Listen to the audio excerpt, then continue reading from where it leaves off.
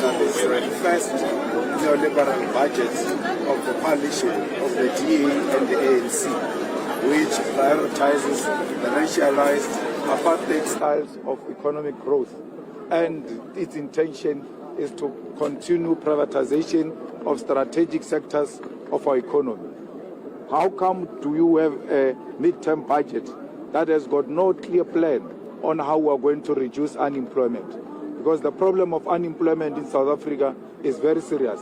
The issue of infrastructure development is just paying a lip service, and there's no clear plan as to how we are going to resolve that. At the center of an economic crisis we are faced with is also crime. The crime in South Africa makes it difficult for people to do business with South Africa and in South Africa, yet it doesn't say anything about that. This thing of trying by all means to reduce the state, it's going to undermine the state capacity. And as the EFF, we knew very well that this neoliberal agenda will prioritize a privatization. Today they officially buried GDP. Their policy was GDP. Today nothing is mentioned about the GDP as the official departure from GDP to a neoliberal agenda. Does this budget address the issue of the rising cost of living for the poor? It doesn't. It doesn't address that because the economy is not going to grow. They keep on reducing their target to lower from 1.9 to 1.8, and the GDP says they've achieved 0.6. And even if they put new targets, you know very well that they will not meet those targets. And for as long as they don't meet their own targets that they set for themselves, they will never reduce cost of living in South Africa.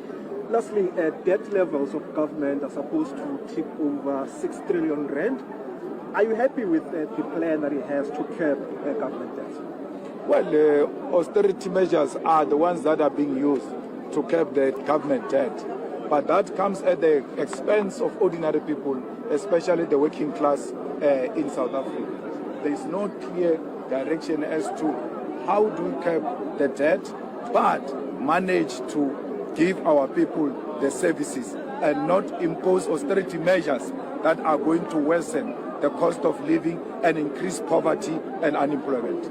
Thank you so much, Julius Malema, the leader of the EFF. Julius Malema, Eldrin Simpier. Just a quick one on what has been said about the municipalities and the emphasis on what needs to happen with municipalities. What's your take on it? Do you think there was enough focus on local municipalities?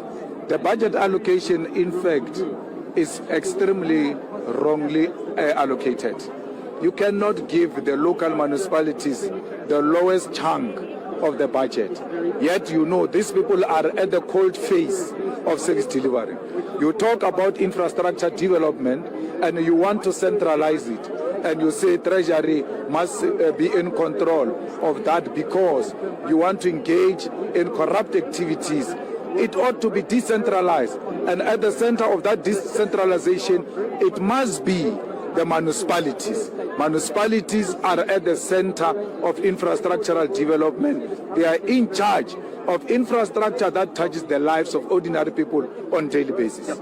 And then on SOEs, quickly Transnet, and them having the private sector come and try and assist the Transnet when it comes to our logistical problems. They are confirming what we have always said. This neoliberal agenda, at the center of it is privatization of strategic sectors of the economy. We are not shocked with introduction of private sector in Transnet, and we are going to see that ugly head in every strategic sector of the economy. That's why the DA is the happiest in this parliament, because their policy has finally found its way. They are going to cut jobs, they are not going to create jobs, and they are going to make sure that they prioritize profit over the lives of our people. Thank you so much. No, we are now better off after sitting. It was a repetition of what we have had over the past 30 years.